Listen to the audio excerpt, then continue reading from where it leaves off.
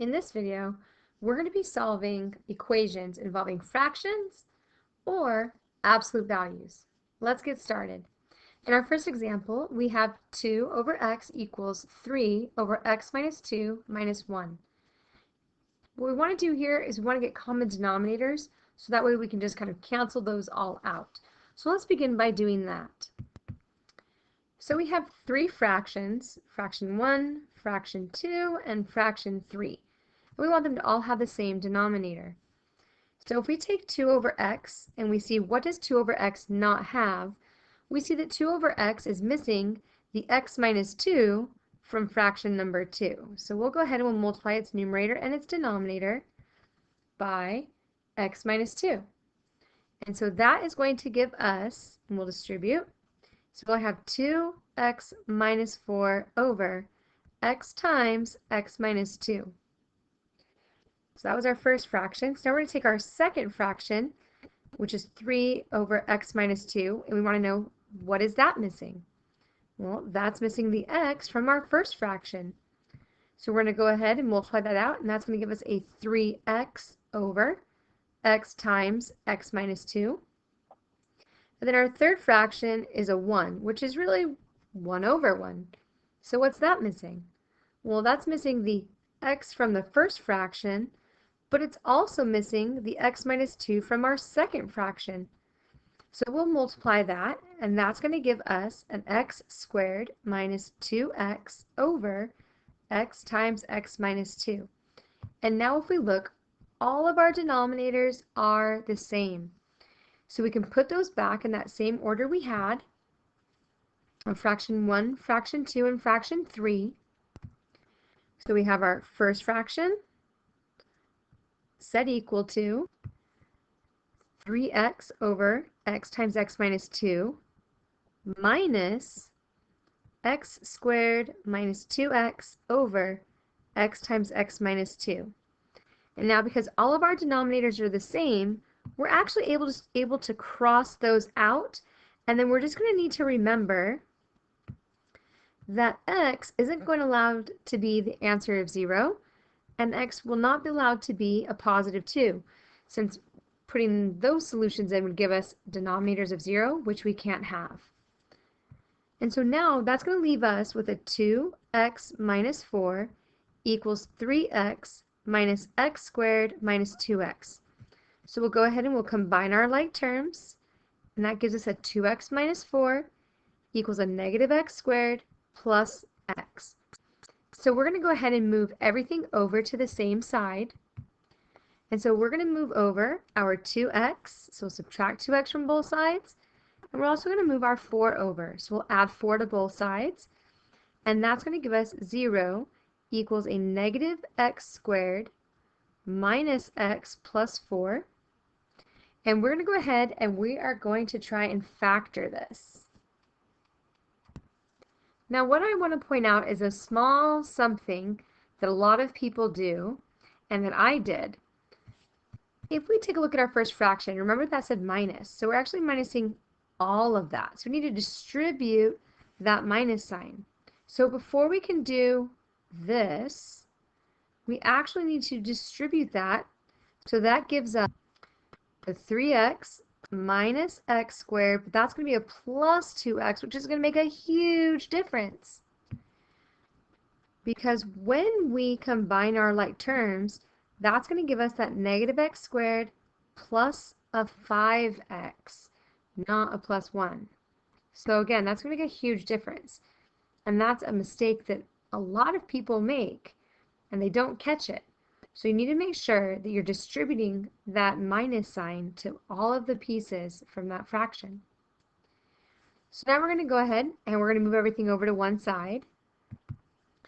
But I think this time, because we have a negative x squared, we'll move the negative x squared over. So we'll go ahead and we'll add x squared to both sides, and we'll subtract 5x from both sides. And that is going to give us an x squared, and then 2x minus 5x is a minus 3x, and then our minus 4 equals 0.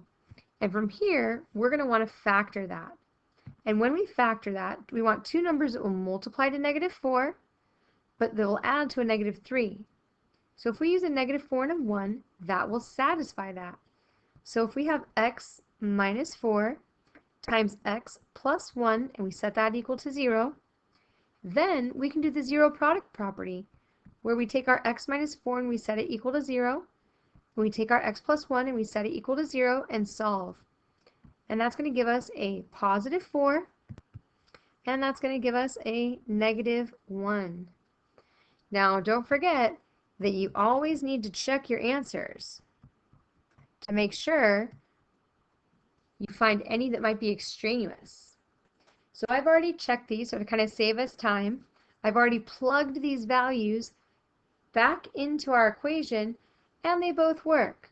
And so we're able, in fact, to say that x does equal 4 and x does equal a negative 1. So let's go ahead and let's move over to our second equation, where we have an absolute value.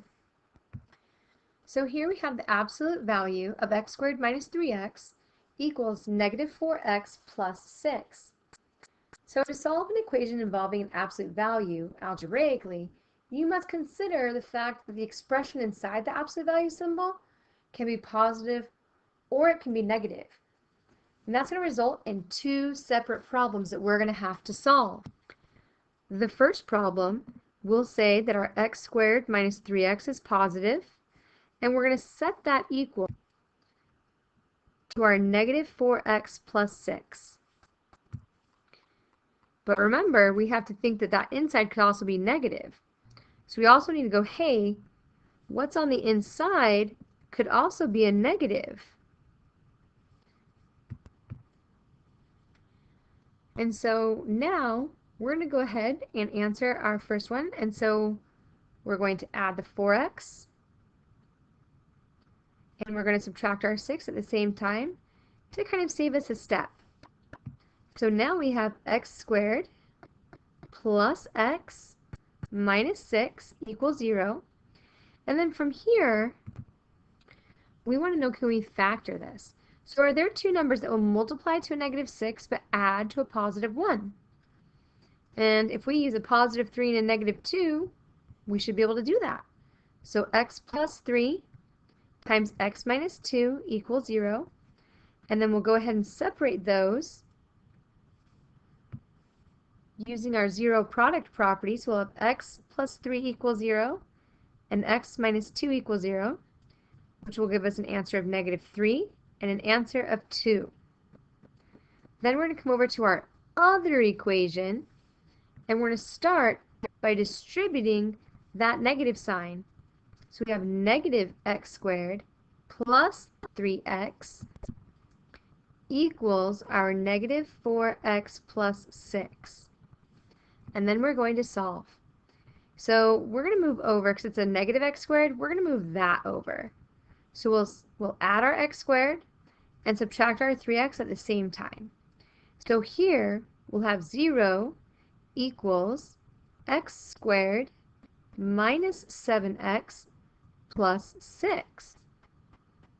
And so now we want to know, are there two numbers that will multiply to a positive 6 but add to a negative 7?